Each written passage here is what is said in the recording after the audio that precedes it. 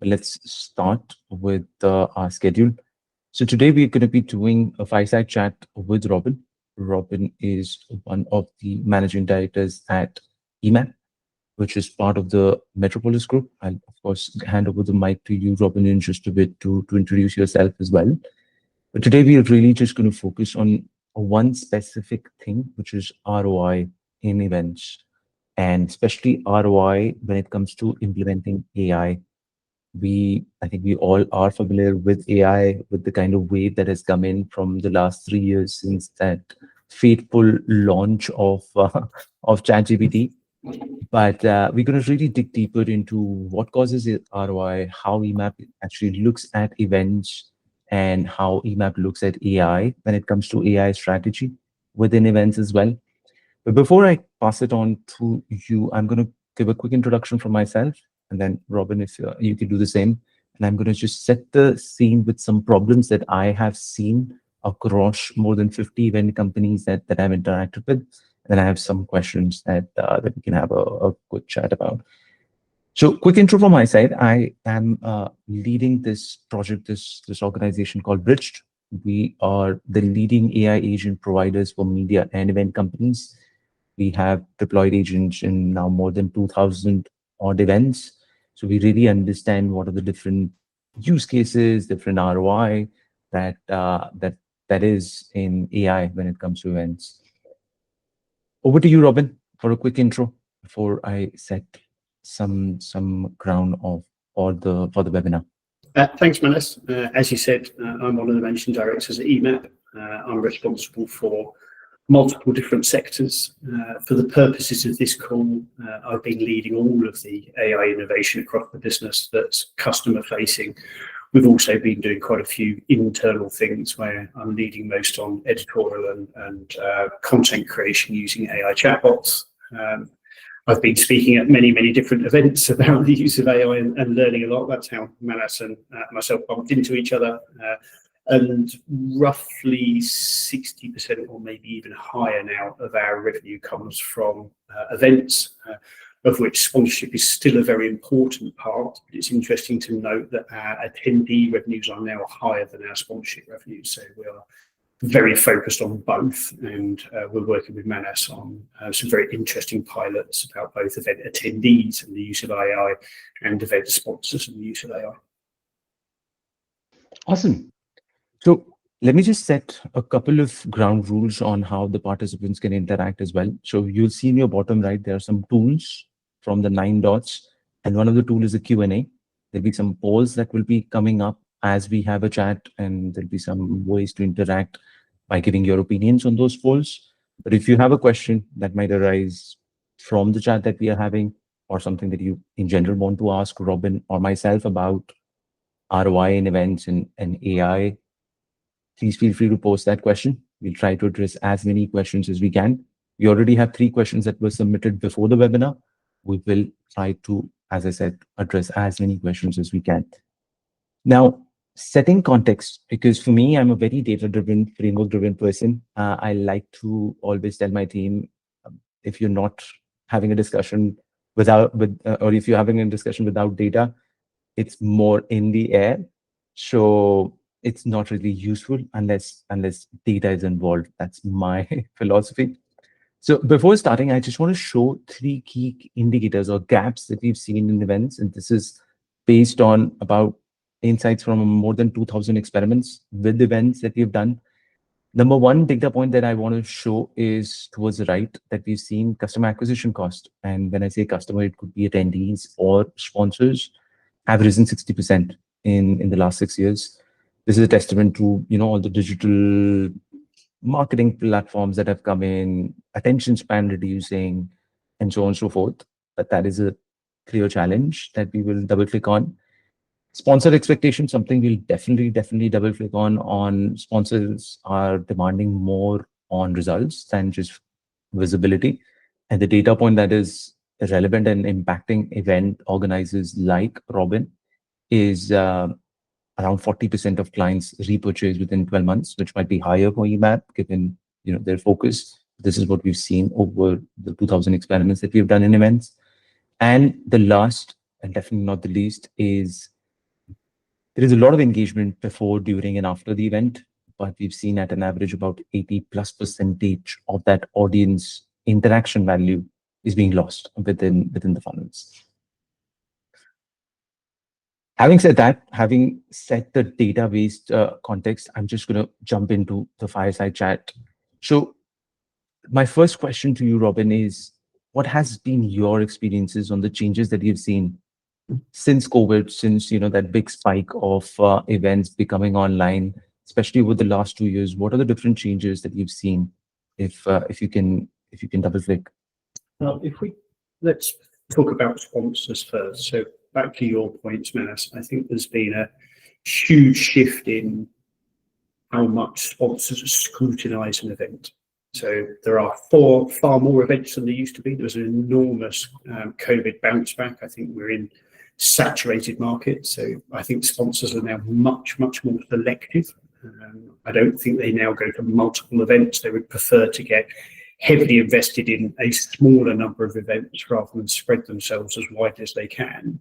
And they have definitely become much more ROI and outcome focused. The era of event organisers like ourselves being able to generate significant income from someone standing up at a conference and giving a short presentation, someone standing on a booth and hoping people might wander past and have an interaction with them, and particularly someone opening an envelope and announcing a winner at an awards. That era is gone. I think marketing budgets are much more constrained than they used to be, and sponsors are expected now to prove that was money well spent. And I think that's meant they've become risk averse as well. I think there's been a tendency for marketeers to become more cautious. I think that's attracted them towards larger scale events rather than medium scale events or smaller scale events. If you don't get the ROI that you're after, the marketing person is going to be able to say, well, I went to the biggest event that there is in the sector. Where did I go wrong? If you've chosen a smaller event or even a launch event and you don't get the ROI, you might have a harder job explaining to your boss or your stakeholders why you made that marketing decision. So I think there's caution, there's risk aversion, as well as tighter budgets. And everyone is just more focused on making sure that they're getting the return that they're after. Attendees is something different. I think attendees have become, we all feel it. Working in our industry, we're no different from anyone else. We feel very time poor. We seem to have more tasks to perform and fewer hours and fewer people to help us perform those tasks. So I think that's meant attendees are also more selective about what they attend. By the way, I think actually being time poor is much more of a problem than event engagement. Getting them to come in the first place is the headache. Once they're there, they're just as engaged as they ever used to be. Trying to wheedle them out of their offices now, I think, is difficult. No, absolutely. And I think this has become sort of, one of those side effects of AI, and there are many, to be very subtle about it, is that there's so much, information being thrown either on emails, on, even channels like Slacks and chats, that we're all time poor. It's something that has become a symptom across everyone that I interact with. Let's double click a little bit into what you said for sponsors, because I've been a sponsor to some events as well, and really being able to show ROI is a challenge.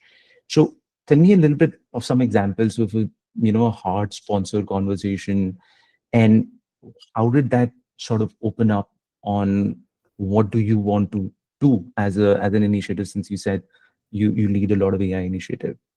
Sure. So let's try and unpick that a little bit. So the hardest sponsorship conversations of all are definitely award sponsorship. We have seen very significant structural decline in those award sponsorship revenues.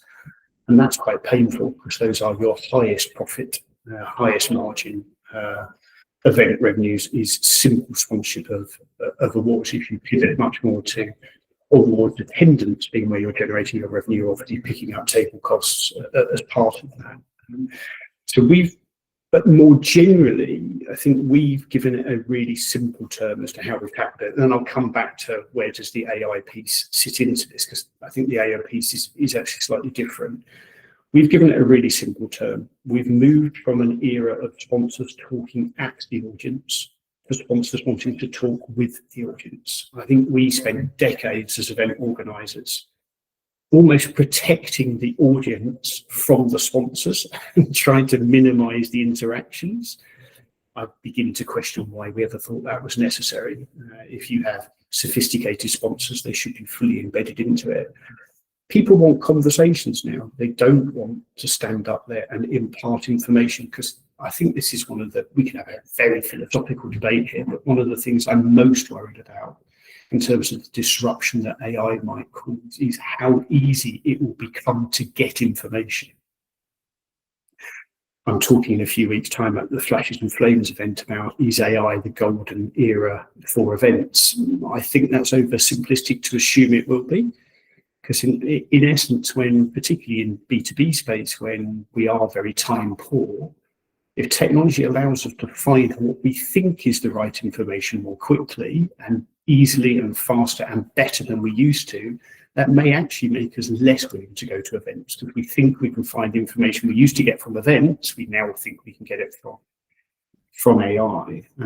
But I'm an optimist, and I remain hopeful that we will pivot towards that, and it will be much more about conversations. So, to come to the AI piece, what are we trying to do generally there? So I can have a long conversation about what we're trying to do with sponsorship and ROI. It is about making sure that there's deeper engagement, and I think we're seeing a general shift. The pre-AI world, there was information about everything that was supplied to everyone.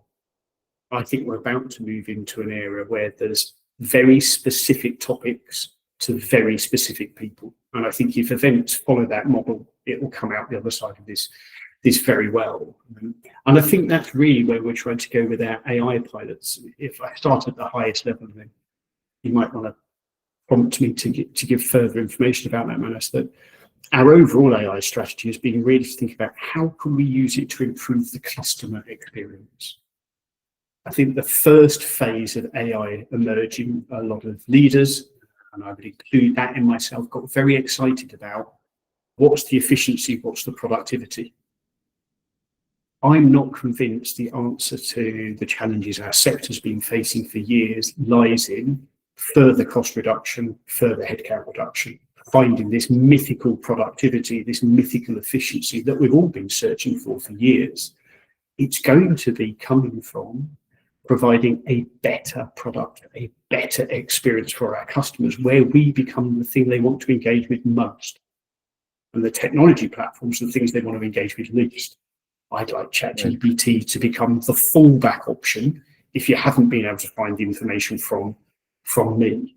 So we've focused really, really hard on customer experience, and we're trying to think about that with the two separate pilots we've got running with you on the attendee customer experience and the sponsor customer experience. And maybe we'd like to explore that a bit more.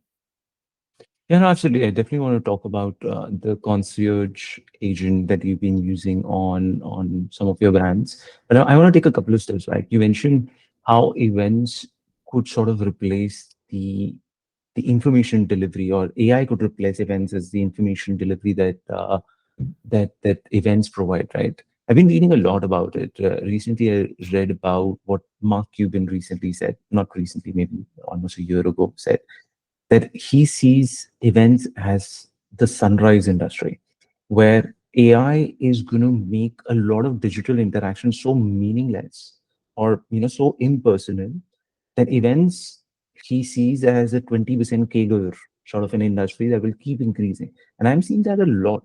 Events as a market share, or events as the amount of contribution it does to the overall media industry has been increasing quite a bit. What are your thoughts on that? Because the more I read about it, I feel events is becoming more and more prominent. And then we can go deeper into the AI aspect that we were mentioning. So it's not an exaggeration to say my opinion on that changes on a weekly basis. No one knows what the answer is to any of this yet. And I think that's the single biggest message I would give to anyone, is that stay aware, stay agile, stay open-minded, because we just don't understand what disruption AI might cause to any of our business models. If I was fortunate enough to be speaking on a panel alongside me was the head of BBC Research, and they gave an amazing sort of analogy that really makes you think, is that when the internet first emerged, did we imagine it would allow us to rent a room in someone else's house anywhere in the world? Do we have to imagine it would allow us to stand on a street corner, pull a device out of our pocket, and within minutes a taxi would appear to take us to wherever we went? We had absolute. I come from a generation where I was the pre-internet world, in the world of work. When the internet first turned up, it really was just a very, very simple way of putting sort of uninteractional content on what felt like static pages. So we have no idea where AI is going to take us. So some of me, I go with your positivity, is that I think we're going to get, there's a lovely phrase that I heard at another event I was at, a tsunami of beige content is coming our way. I think we're going to drown in even more information. Will events become the high ground where we stay dry, and that becomes rarer, more important, and we gravitate harder towards that? Possibly. That's when I'm in my optimistic mode. I think we have to be very, very careful not to continue on the path that we've largely been at. Events are a bit static, they're a bit one-directional, and they are a bit preachy, where we're just passing information on to people. That is going to be easy to find. What's hard to find is people's experience. So when I go to events, I'm much less interested in the facts that I've been told at those events, because I can easily find those out, and AI is making that easier and easier and easier. And forget the things that are not facts, that are pretended facts. Let's not get into that conversation. What fascinates me at events is listening to what others are thinking and doing. What are they experiencing? What's happening? What are they conjecturing about? What are they imagining this path forwards might be? So events might have to pivot to be less about an information sort of passing over exercise, where you're talking a lot about what has happened and known fact. I think they might become a lot more about conjecture. They might become a lot more about the future. They might become a lot more about trying to unlock people's imagination. I find it fascinating to go to these things and just sit next to people and go, so what are you doing? So it's how we met. Exactly. So I think they'll become more about sharing, more about learning. So that's when I'm optimistic. I think there are threats that we need to be more aware of. So I will definitely be the counter argument to the golden era. I don't know if people noticed it. I think it happened within the last week. Walmart in the US have struck a huge deal with OpenAI, where you will now be able to conduct e-commerce directly from a ChatGPT answer. So you will be able to go to ChatGPT and it'll say, I need to buy a fridge freezer. My kitchen is roughly this size. I'd like it to be, I've got this budget. I need it to be this color. And what it will give you the answer, and then it will give you a link to directly purchase that from Walmart. That has to be just the beginning. Imagine what that might do to consumer trade shows. If they're all about products, that could be a major threat, and that trade show would have to really rethink how the customer behavior might change. So there's as many risks as I think as there are positives, but for the time being, I'm keeping very mindful of what the risks might be and trying to double down on the positives as fast as I can. Absolutely, and it's interesting. The customer behavior is changing, and that will impact events as well. The in-person events have to reflect what customers want. So let's narrow it down now, especially for the ROI or the title of the webinar that people are here for. You mentioned customer experience being your key North Star when it comes to events, and even how AI can support that. I know there are two key agents that you're working with us. One is the concierge agent, where it can, be a 24/7 sort of an assistant that can answer people on their app, on their website, on WhatsApp, on different email as well that you've been trying out. How have you been thinking about the ROI of this agent? Well, I thought the easiest way of sharing what we've been doing here with everybody. So I just wrote down some quick bullet points of what are the things we're doing with you around use of AI in events, and what is it I'm hoping they will achieve. And I think we're still relatively early in understanding whether those can achieve those things. But to go back a step, as you said a few times, I wouldn't have embarked on these pilots with you unless I felt it was likely to be able to achieve it. So I'm already sensing the opportunities there. All we're trying to do now is prove the scale of the opportunity. Is it big scale improvement or is it small scale improvement? So the first one that we're trying to do with you is make it easier for attendees to find out whether the event is right for them when they are first considering an event. So if we go back to my sense that audiences are getting more and more time poor, we've got to make it as quick as possible for them to go, great, yeah, that event's just right. So what am I after there? I'm after faster and lower cost delegate conversions. At the moment, we have to work really, really hard with a lot of outbound marketing activity, then followed up by very expensive internal outbound telesales activity to get people to attend events. If I could drive conversions from a chatbot, with them getting their questions answered automatically and they're answered so well that they then sign up, that feels very important to me. What's my long-term goal? I'd like AI to be able to support personalized event discovery. At the moment, the event discovery we give to everybody, we assume everybody's the same and everybody wants the same thing from attending that event. AI ought to be able to personalize that right down to a single individual, and that could have huge potential if it works. So that's sort of option one, is make it easy for attendees to find out whether that event's right for them. The second thing we're trying to do is make it easier to enter awards. The easier it is, the more people enter, and commercially, the more tables we therefore sell, because we've got solid shortlists and we've got decent shortlists. So we're trying to automate the huge amount of manual administration of entry campaigns. That's where we get asked the most questions. Can I save my entry? When's the deadline? I don't understand what the judges are looking for from that, and that.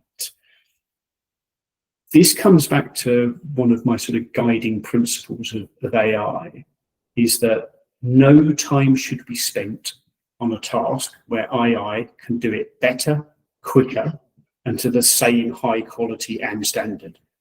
Do I need a highly skilled event salesperson answering, when is the deadline?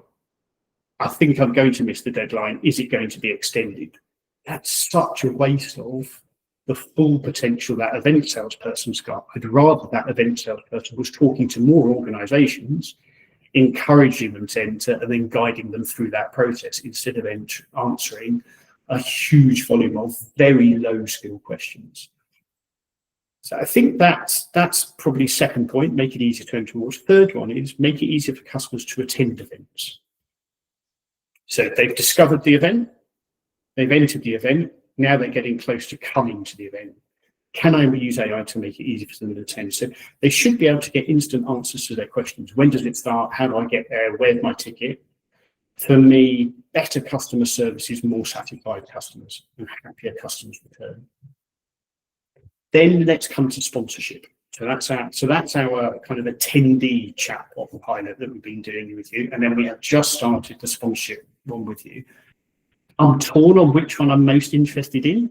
I think it might be the sponsor one, because I think that's our bigger problem. And therefore, if AI can assist with it, that's the bigger opportunity and the bigger return for us.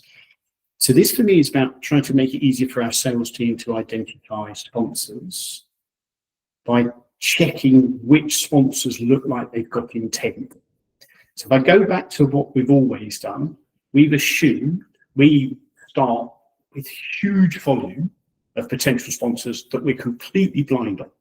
So, well, in theory, any of these 200 customers, because they operate in this sector and they offer those sorts of products and services, should be interested in sponsoring this event.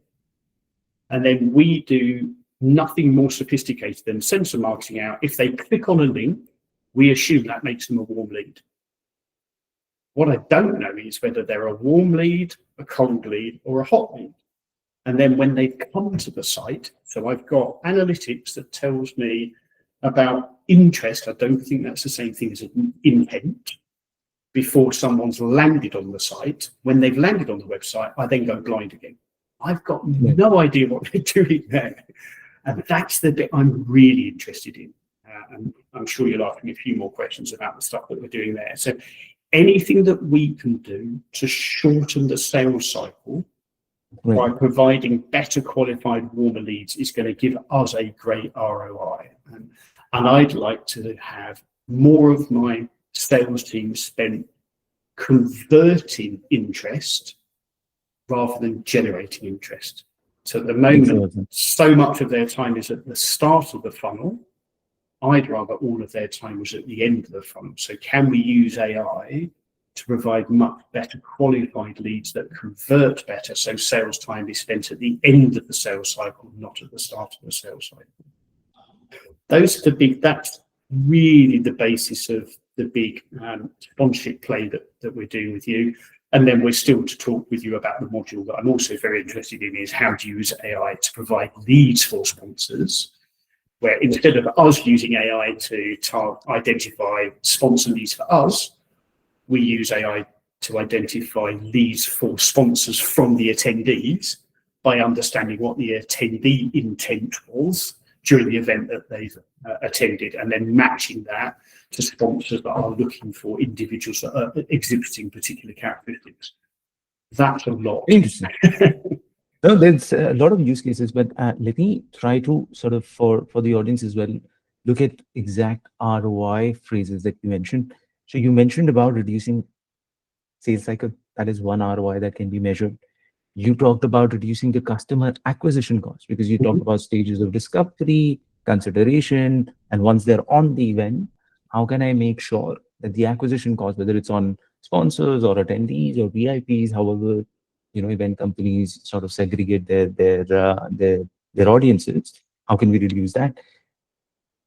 That is more on reducing the cost. Then we also talked about ROI on how can we increase spend of sponsors by getting the right qualified leads for them, so that their ROI increases, and eventually they can spend more and eventually do more business with the brand where they're seeing more ROI. I want to maybe take flip the coin a little bit towards efficiencies that you gain internally and understand how you measure ROI there. Because you talked a couple of times during this last few minutes on how it will save time for people to, nurture either your sponsors or focus more on high value tasks for your marketing resources. How do you measure that? And maybe if you can give us examples on what are the high value tasks, while you already gave some examples, what are the high value tasks that you want your team to be doing, and how do you measure success or ROI for those efficiency gains? I think this might be where the AI bubble could come. I think it's going to be harder than we think to identify the return that we're getting from these tools. And I'm talking very generally. I think your position is stronger than most in that it's easier to track what that ROI is. I don't see any of this being headcount reduction. I think if companies are going to go that route, they're going to need to be very, very careful doing that. There will be an enormous temptation to do it, and no doubt there'll be a phase of that then may end up with a sharp correction off the back of it when they realise that there'll be some mistakes made. The higher value tasks, what are they? I gave that example around sponsorship sales team as being more focused on conversion and less focused on mining data and sending data out. That is a far, far higher task. I need my salespeople in physical meetings with clients when those clients are already interested, instead of my salespeople caught up in endless administration of trying to pull together client prospect lists, sending out their own marketing, trying to work out whether that marketing worked and which ones to follow up. So I think that's a really easy one. Gave the example of the entries one.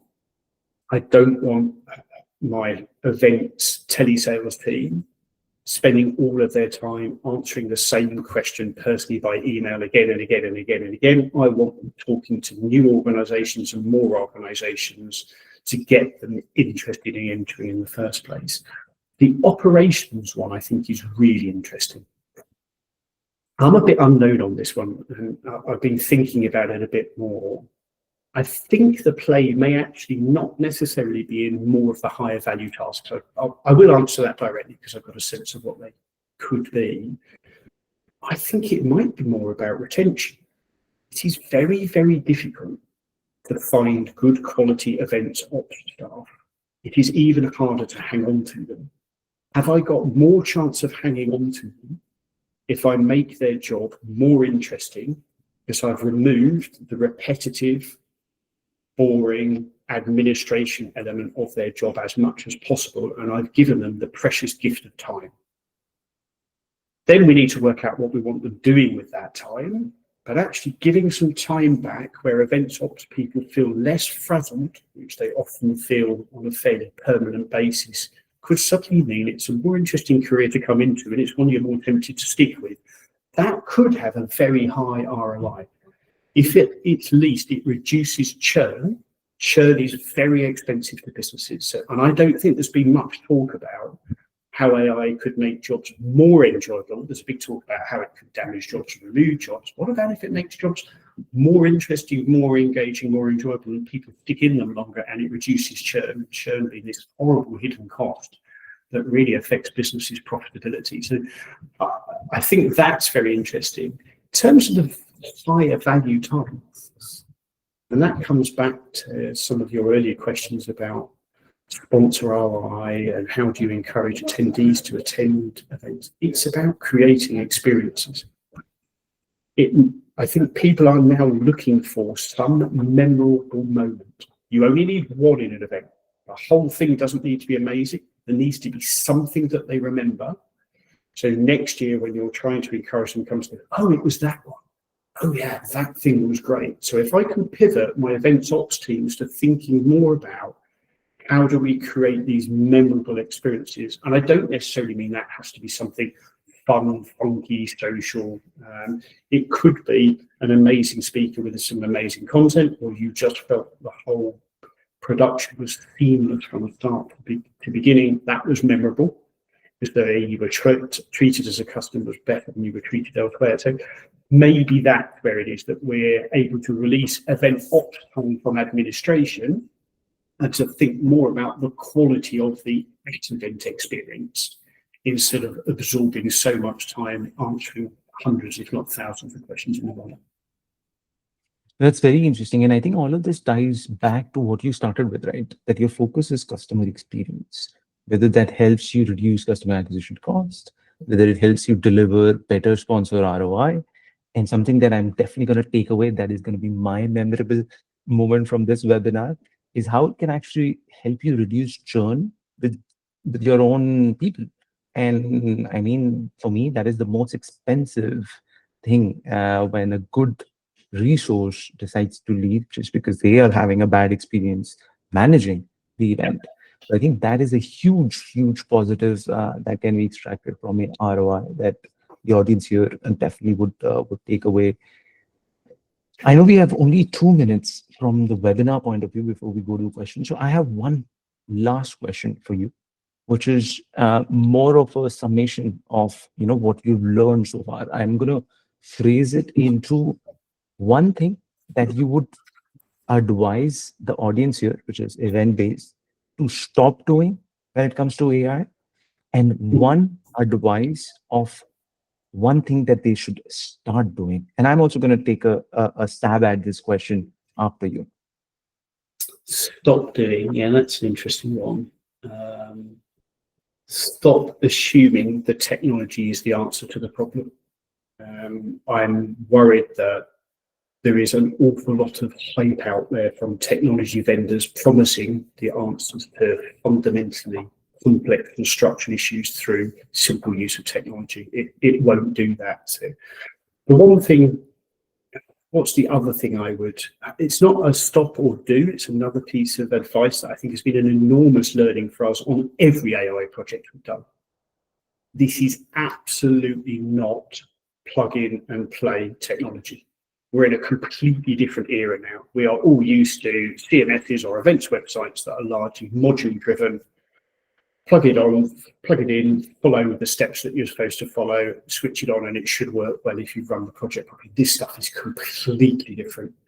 The amount of effort that you have to put up in upfront is surprisingly high. That really caught me out.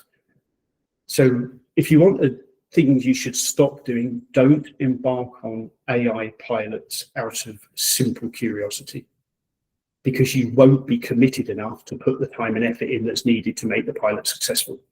If you think of, so that's definitely a don't do. A do. Think really hard about where you're trying to take your customer, and then work out whether AI might help you take your customer there. I love it. I think this was pretty much what I was going to say, which was stop doing AI for the sake of doing AI and start looking at your objectives and roadblocks, and then come back to how AI can support that. Because unless there's a tangible ROI, it is always going to be just an optics value, which is not long term, which is not going to be even sustainable for you to prove to whoever you need to prove it to, whether it's your customer, whether it's your boss, or whoever you're sort of creating that tangible ROI case to. That's sorry, go ahead. I was just going to give, I just want to, just for the audience, because sometimes these sort of fireside chat can be a bit theoretical. I'm going to give a really, really practical example of, it was only last week with your team. I had maybe not taken my own advice, and I'd maybe been a little bit too curious about what we could do with you without fully understanding how it would work. And maybe that's not the worst thing in this unknown world, that you should be willing to experiment and you should be willing to fail. Proper sort of scales falling from eyes moment for me was the sponsorship conversion journey. So it really struck me that potential sponsors do not like talking to salespeople early in the cycle, because they do not want to be sold to. At the moment, we force them to talk to salespeople. We don't let them ask a few light touch, no obligation questions. What we do with you would allow them to do that. The clever bit was looking for the intent signal and training the knowledge agent. So we sent over to your team last night what we think would be, if someone asks 2 or 3 very general questions, don't yet try and sell to them. As soon as someone starts to ask a more specific question, how much does it cost?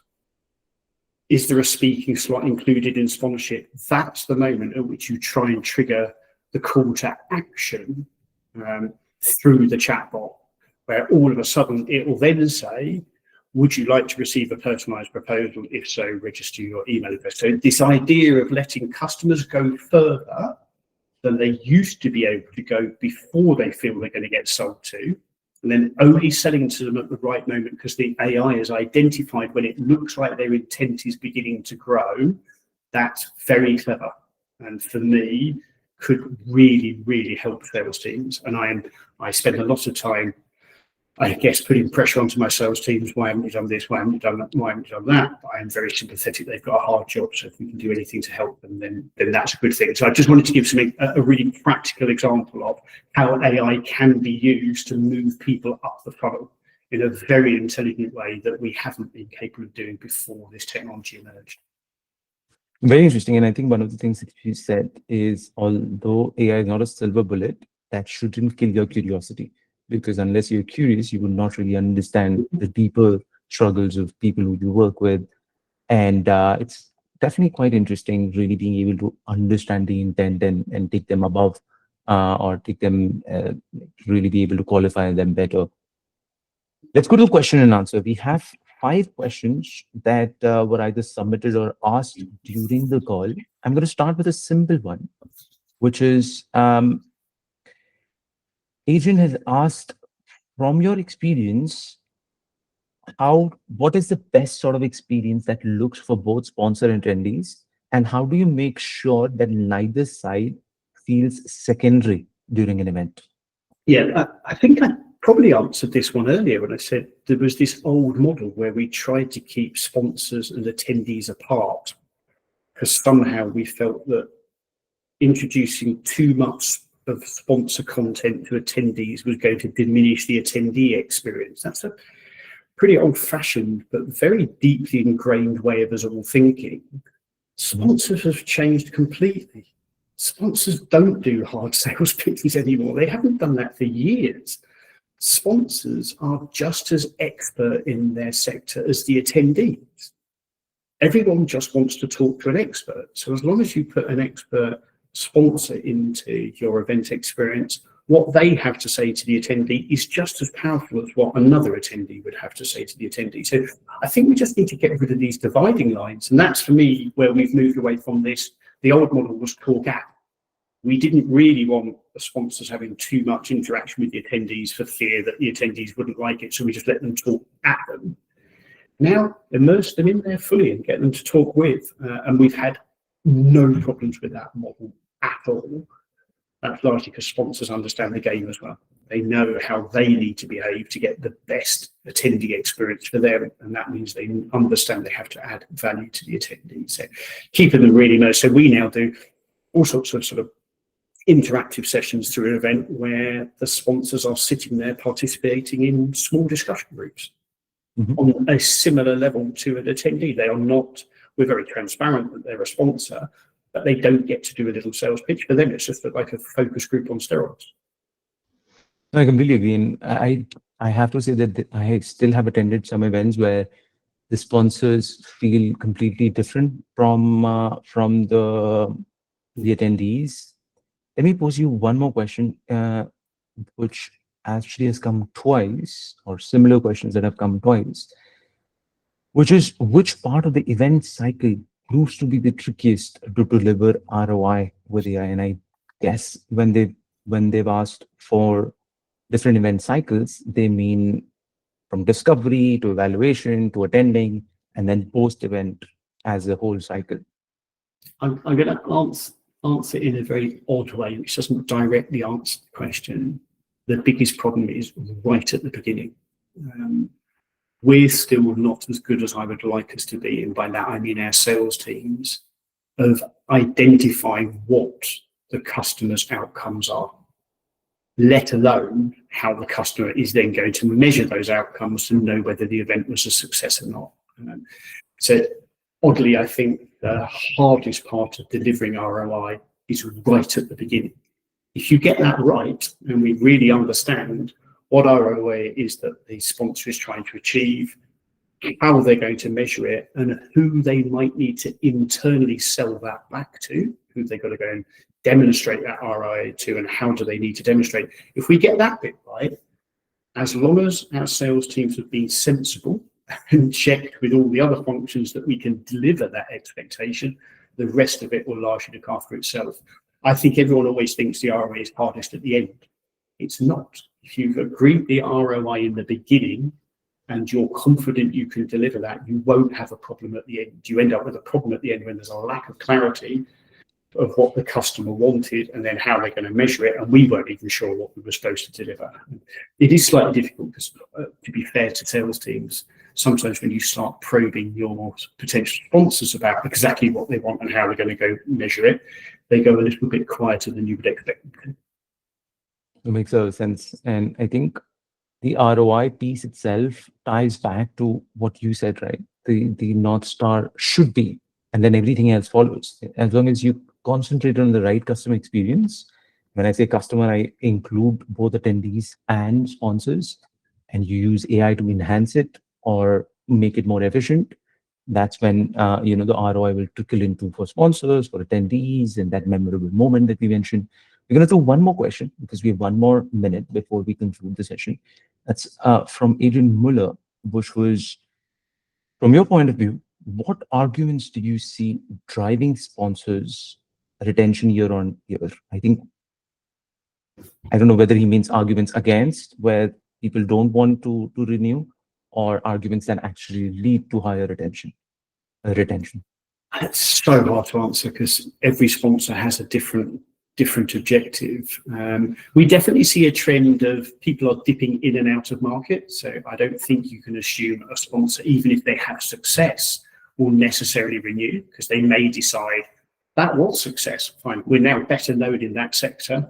That could last us for 12 months. We'll go and get ourselves better known in a different sector, and then we'll return to that one. So I think that one can definitely be a challenge. A lot of the arguments we get about why people don't renew their sponsorship is in terms of what happened to the lead next.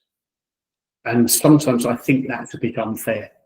So for me, it's up to us to generate an interaction that could lead to something else for the customer. It's not up to us for it to lead somewhere else for the customer. That's up to the customer to take the interest that we've generated for them through to try and take that up their funnel. And sometimes I think we're judged too much, that the expectation is we can get into high end of funnel. That's not the solution we're selling. We're selling that we will provide stuff for you at start of funnel that you can then nurture. Often we get told off that it didn't convert. How do I know whether your product's any good? How do I know whether your sales and marketing team are any good? I know I was just responsible for providing a lead for you. I wasn't responsible for the conversion of that lead. Makes a lot of sense. And I think maybe the qualification agent that we are working together on might be even make it more meaningful in terms of connections that they make. They're able to qualify based on their behavior, what they've read, how they've clicked. But that brings us to the end of the chat. Thank you so much, Robin, for the chat. This was amazing. I think I learned a lot from this chat as well, and I hope the audience did as well. We're actually going to be releasing the webinar in a chatbot format as a knowledge agent, where you can ask questions and it will show you clips from where the answers could be based on your question. So it would be an interesting experience to follow up on that webinar for the audience here and for the 30 odd people who couldn't join because of timing issues. And to end with, thank you so much for the time to you, Robin, and also to everyone else who gave about an hour of their time to listen to us. I hope it was useful. And please reach out to us if you have any questions, and we'd be happy to answer. My pleasure. Thank you for listening. I hope I shared some useful things, and I would really encourage people to enter into this world of sharing. I think sometimes media businesses, we don't talk to each other enough. We're all going through similar challenges and similar opportunities, and the more we share, the greater chance we've got of finding the right way through this massive period of disruption. Absolutely. Thank you so much, Robin. Thank you, everyone. Have a good rest of the week. That's all. Bye.